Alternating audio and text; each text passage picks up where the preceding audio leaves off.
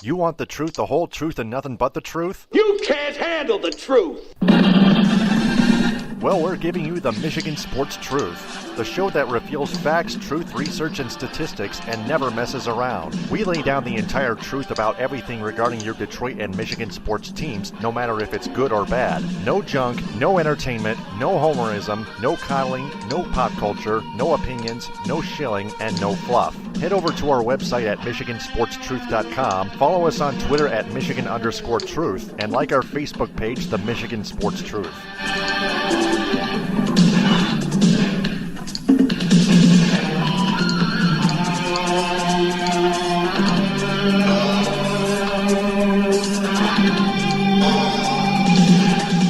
The hosts of the Michigan Sports Truth podcast do not take any suggestions or criticism from any member of its audience on how it should be run. It is up to the host to decide what they want to cover. They also do not intend to be any amount of popular in any way, shape, form, or fashion. Additionally, the views of the audience, right or wrong, do not reflect the actual truth revealed on this program.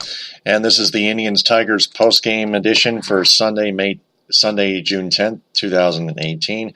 I'm Taylor Phillips along with Lewis Tenore. Follow me on Twitter at DT2Phillips. Also listen to us on Spreaker, SoundCloud, iHeartRadio, and Apple Podcasts via iTunes. Let's get to the recap. That one is long gone. Man, Artie Lewicki got shelled. Yeah, he got shelled. Again.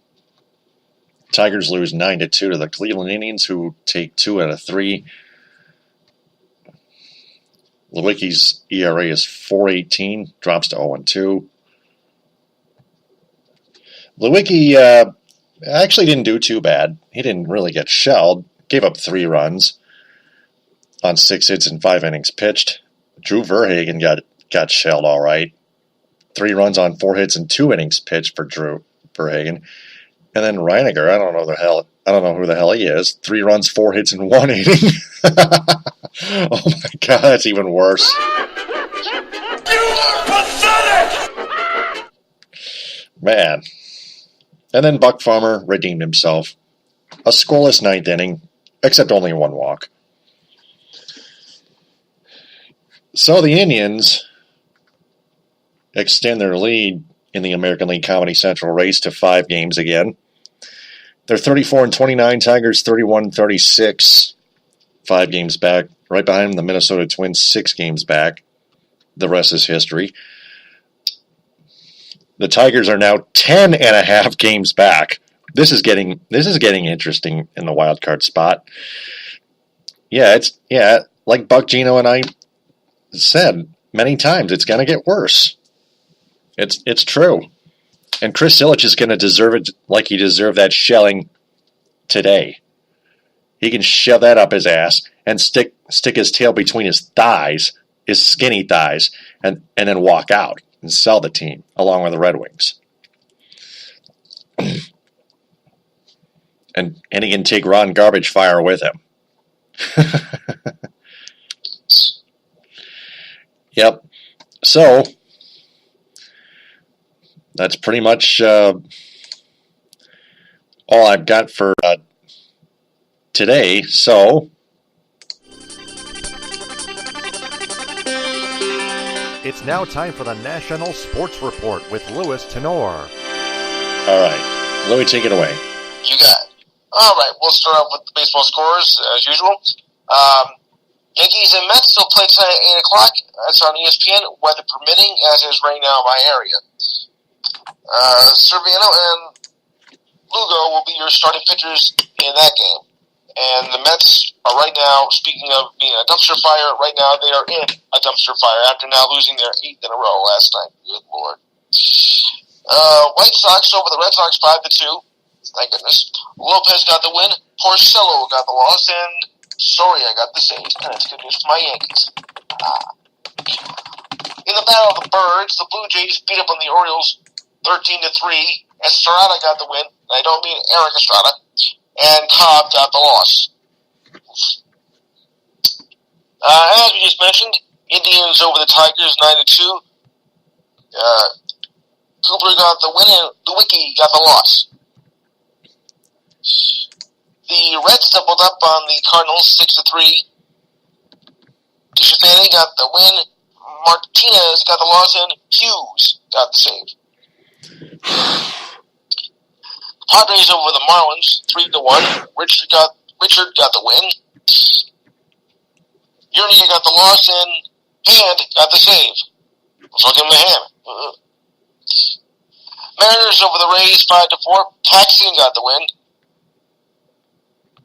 Arvado got the loss, and Diaz got the save. Paxton's having a good year. Phillies edged the Brewers 4-3. Effen got the win. Jennings got the loss, and Hunter got the save. Games in progress. Right now, going into the top of the ninth, the Twins lead the Angels 7-3. Young, Kisler, and Trout are due up. It's going to be good. Top of the eighth, the Pirates lead the Cubs 6-1. No one out, no one on. Mazzoni is pitching, and Diaz is at bat. Bottom six, gotta go in here. It's all sixes here. Bottom of the sixth, the Rangers and Astros are tied at 6. No one on, no one out. Sip is pitching, and Shields is batting.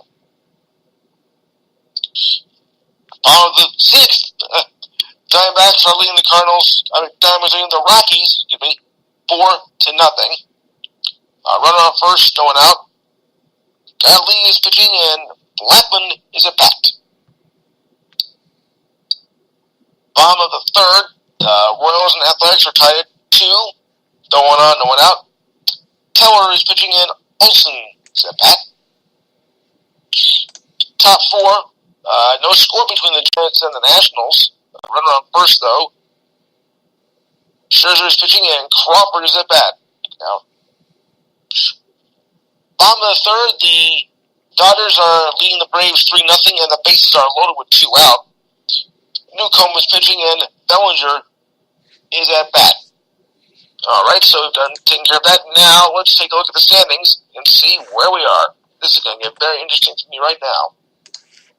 Alright, leading off in the American League East, as we usually do, the Yankees are now 42-18, of course, pending on tonight's game.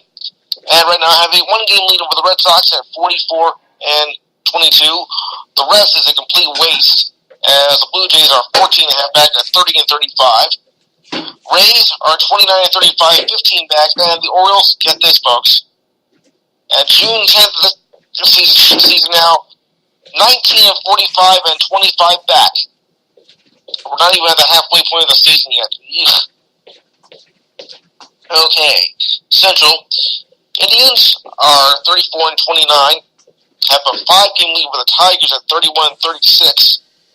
The Twins are 27-34, 6 back. White Sox 12 back at 22-41, and the Royals are 13 back at 22-43. In the West, the Mariners are 41-24, have a half-game lead over the Astros at 41-25. Angels are 4 back at 37-28.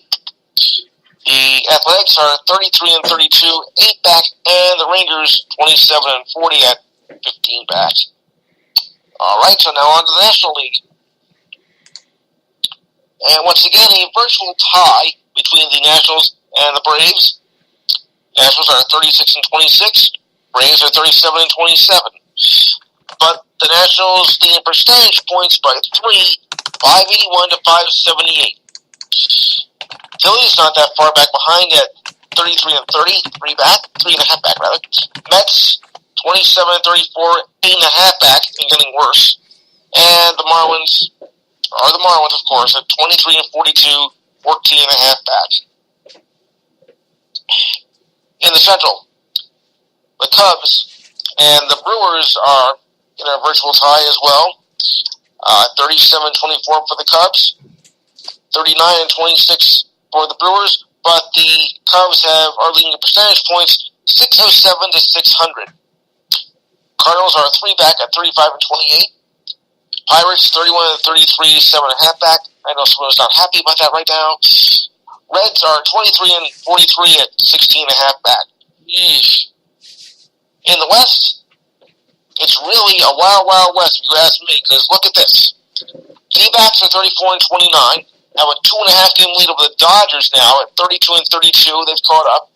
Also, well, actually, it's three-way ties here. Dodgers, Rockies, and Giants are all 32-32, 2.5 back, and the Padres are not really out of it. They're 5 back at 31-36.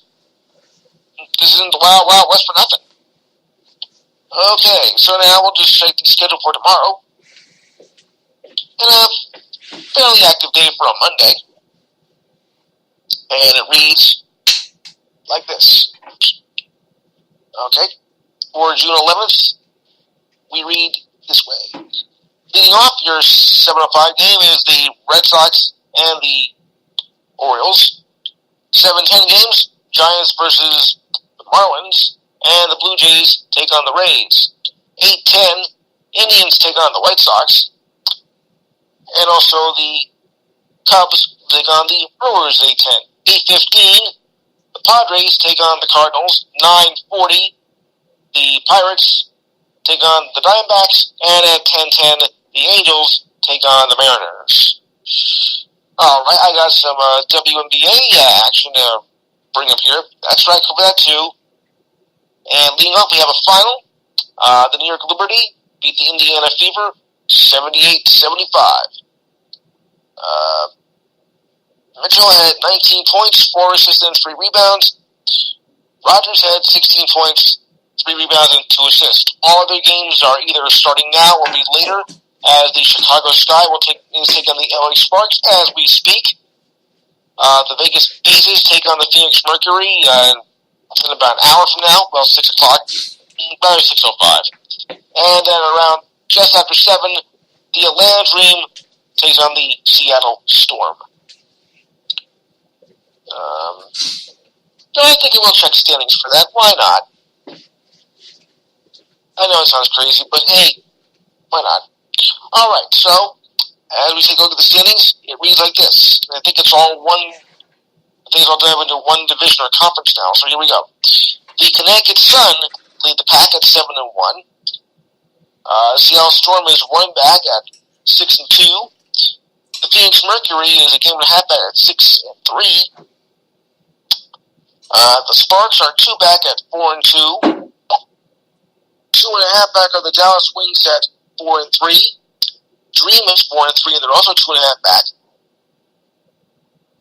4-3, and so the Atlanta Dream 4-3, 2.5 back. The Washington Mystics are 3.5 back at 3-4. Minnesota is 4.5 back at 3-6. The Liberty, I wish I could say is better, at 4 back at 2-4. 5.5 back are the Vegas Aces, 1-6, but they're a new expansion team anyway. And the Indiana Fever are the disappointment of the year so far at 6.5 back at 0-7. Okay. All right, so now we'll go on down to the news of the day. And a fairly quiet day in the sports world. For a Sunday, anyway. So here we go. You know how every year that there's always somebody who always tries to hold out in NFL training camp for one reason or another? Well, guess what, folks? We got ourselves another one this year, of course. This time it's Seattle Seahawks safety Earl Thomas. He says he will skip mandatory minicamp until his contract issue has been resolved, in a message posted on Twitter earlier today. Thomas stated he wants to remain a Seahawk for the rest of his career. However, Thomas is entering the final year of his contract, which is worth $40 million, and he says he wants certainly in regards to upcoming years of his career. He is fairly young, so he still has some left in him. But like I said, every year, there's always got to be somebody that's always got to pull this stunt. I mean, you're going to get the money anyway, regardless at some point, and you still hold out for it. You got $40 million. What more do you want? Okay. We had some men's tennis action this morning. The finals of the French Open, and Rafael Nadal does it again. He won it in straight sets which is 3 sets in the men's, over Dominic Thien, and it was 6-4, 6-3, 6-2. This was his 11th French Open title, and giving him his 17th Grand Slam overall. That is second most in men's tennis history. That's a lot. Okay, Jerry Stackhouse joins the Memphis Grizzlies staff. Sources told ESPN Stackhouse emerged as a top candidate this spring with interviewing jobs for the New York Knicks and the Toronto Raptors. Stackhouse comes to the Grizzlies from the Toronto 905 from the G League, which he took to 2 G League finals, including a league title last season. Stackhouse also spent a season as an assistant coach on Dwayne Casey's Raptors before taking over the G League squad. All right. I don't want to cover boxing that much, but this caught my attention last night. Boxing's welterweight division, Terrence Crawford stopped Jeff Horn on a technical knockout in the 9th round to win the welterweight crown. Crawford is considered one of the best pound-for-pound fighters in the world and gave a near-flawless performance last night. Crawford already has a world title in the lightweight division before moving to junior welterweight, where he became only the 3rd fighter in the 4-belt era to unify the titles in all 4 major sanctioning bodies. When he blessed Ulyss Indigo in a 3rd round knockout to take 2 belts to become the undisputed champion at 140 pounds and then advance to the welterweight division. So we still got it. All right, there was some late night action in MLS. Galaxy was over Salt Lake 3-0. Portland and KC were scoreless, and the LAFC beat San Jose 4-3.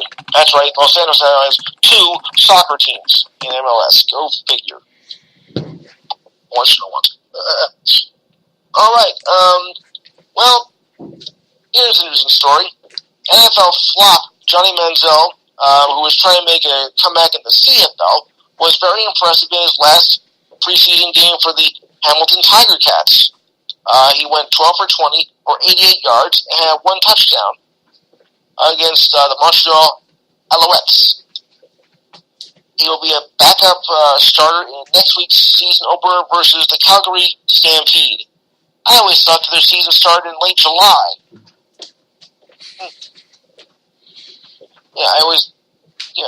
That's what I thought. Alright, so now we'll just check to see if there's I'll just check that the baseball scores first before any other action takes place. And we read like this. We'll just check some games in progress down here. As soon as this lights up. Excuse me. Allergies are murderous. Alright, so in the bottom of the 8th right now, it is now 7-1 as the Pirates are being up the Cubs. No one on, no one out. Creek is pitching and Baez is at bat. Top 9, the Twins are leading the Angels 7-5 with a runner on first and 2 out. Rodney is pitching and Belvin is at bat. 2 outs now. Okay. It's still 6-6 in the bottom of the 6th between the Astros and Rangers, but there's 2 out with runners on first and second. And Giles is pitching, and Falvia is at bat. Bottom 6, the D-backs still lead the Rockies 4-2. Runners on first and third with 2 out. Rancho is pitching, and Cubas is at bat. Bottom 4, it's Royals and Athletics still 10-2 with 2 out. No one on. Keller is pitching, and Pinder is at bat. Giants now lead the Nationals 2-0 in the bottom of the 4th. 1 out, nobody on. Holland is pitching, and Rendon is at bat. Top four, Dodgers now lead the Braves 3-2 with a runner on first and one out. Stripling is pitching, and Flowers is at bat. And that takes care of their scores there. Right now, anybody's interested in following the PGA Golf at the FedEx St. Jude's Classic, which I'm currently seeing here. We are going to the top of the leaderboard, and Dustin Johnson currently has the lead. 3 strokes, I believe, over Andrew Putnam. Right now, actually, no, they're tied. It's a 195 total score. But it's still in progress, so we'll check the final score on that later on. And it's 1 week to the U.S. Open as well. What are we going to do then? We'll just have to wait and see. All right, so just quick check to see if there's any other major news headlines coming in. Like I said, it's a slow day for a Sunday. Oh, yeah, there's little thing with Justify. And Justify is now worth a lot of money. Triple Crown winner also Justify said he will race again this year. This report I'm just reading about right now. He will get a well-deserved break and will race again this year, although no date or location has been targeted yet after the colt came out of his Belmont Stakes victory in great condition yesterday. Elliot Walden of Windstar Farm said today the multi-owner group that controls Justify wants to share the horse with the public by racing him. A plan will be formulated once the Chestnut colt recovers from a compressed schedule that saw him win 6 races over 111 days since his debut on February 18th this year. Justify is set to return to Churchill Downs, which is in Louisville, Kentucky, on Monday, June 17th. The colt will travel to trainer Bob Baffett's base in Southern California to await his next move. For those of you who saw it yesterday, Justify became the 13th Triple Crown winner since 2015 with a victory Saturday in Belmont after winning the Kentucky Derby and the Preakness. As I said, he is worth a lot of money. He is now worth an estimate $75 million. Wow. A horse worth that much money. You believe that? Yikes. Yeah. Talk about sowing some wild oats. Okay. Oh, no. Mm-hmm. Oh, I know. Oh, boy. But, I didn't think it was going to happen, that soon, to be honest with you, though. We just had a Triple Crown winner, just 3 years ago. I thought it was going to take a lifetime for that to happen again. I didn't think we were going to see it in my lifetimes. But I was wrong. Yeah. But who knows how it's going to... And he was the first from his position to win the Triple Crown since 1973 when Secretariat did it. Yeah. Ooh. I do have some little baseball bit of news here. Blue Jays prospect Vladimir Guerrero Jr., that's right, Vlad Jr., I remember his father very well, is out for a month with a patellar tendon strain in his left knee. That was announced today. The 19-year-old third baseman will be reevaluated following a timetable, the team said. Oops. Guerrero, who is batting .407 in Double-A, 407, wow. For Double-A New Hampshire, leads all minor league hitters and was ranked the number 2 prospect in Major League Baseball by ESPN's Keith Law. Guerrero has 11 home runs and 53 55 RBIs in 53 games this season.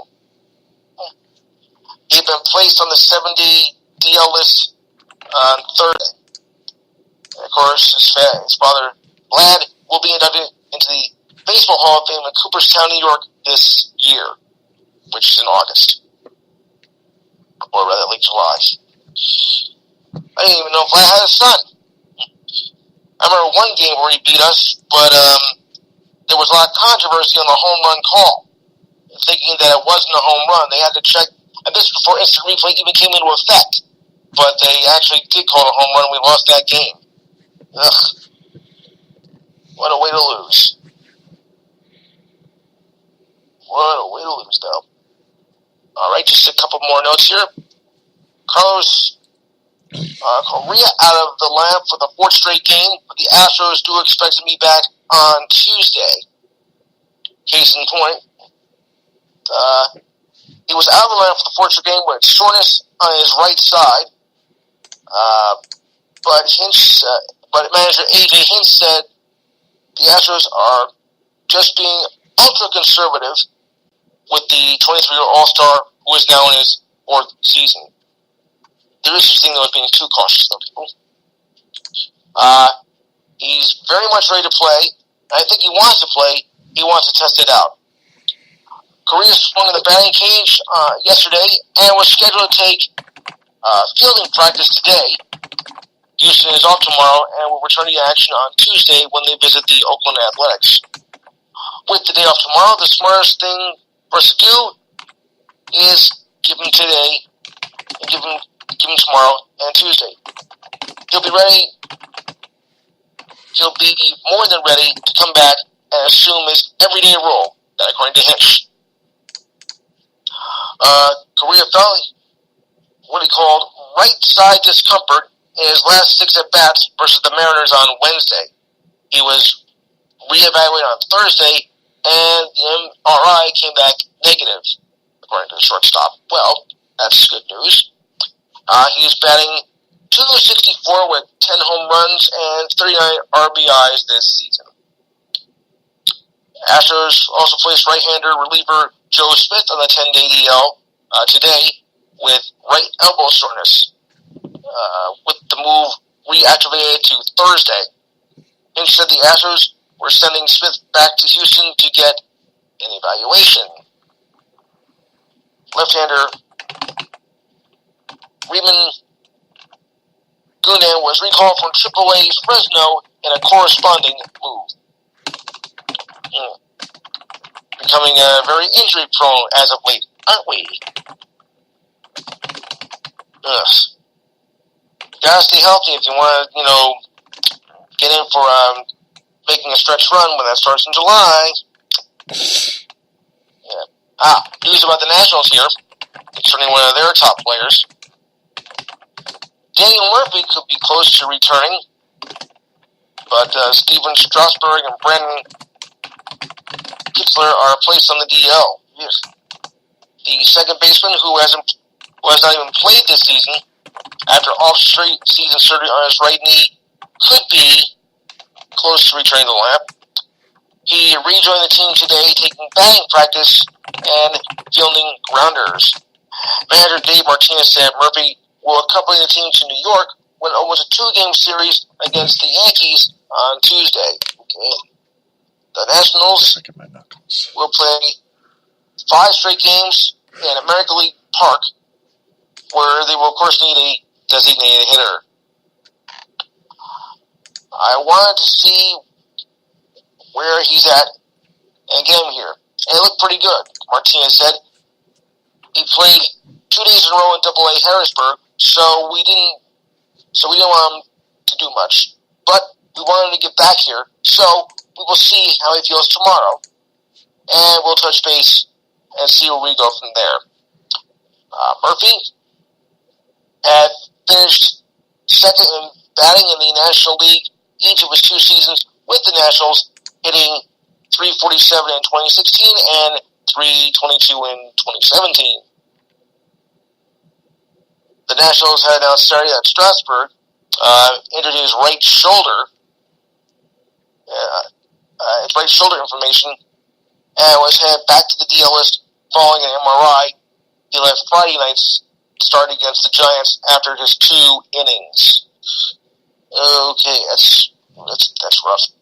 All right, so that concludes my notes. I'll hand it back over to you. All right, that's going to do it for the postgame edition, Indians-Tigers, for Sunday, June 10th, 2018. Before we sign off, we want to remind everyone to share this episode and our entire podcast on Spreaker, SoundCloud, on social media, and have their friends share that as well, because we want to tell them that the Michigan Sports Truth podcast is in search of a wider audience that is fans of sports, especially our teams in the state of Michigan: Tigers, Lions, Red Wings, Pistons, Wolverines, Spartans, Chippewas, Broncos, and Eagles, and Griffins, Drive, and Whitecaps, thus so on and so forth, Mud Hens, Sea Wolves, etc. So please spread the word about the Michigan Sports Truth podcast on Spreaker, SoundCloud, iHeartRadio, Apple Podcasts, via iTunes, its Facebook page, and its Twitter handle at Michigan_Truth. For Louis Tenore, I'm Taylor Phillips. Buck Gino and I will be back on the air later tonight at 10:30 p.m. with a Week in Review, episode 319. TTFN, ta-ta for now. Good night, Ray. The hosts of the Michigan Sports Truth podcast do not take any suggestions or criticism from any member of its audience on how it should be run. It is up to the host to decide what they want to cover. They also do not intend to be any amount of popular in any way, shape, form, or fashion. Additionally, the views of the audience, right or wrong, do not reflect the actual truth revealed on this program.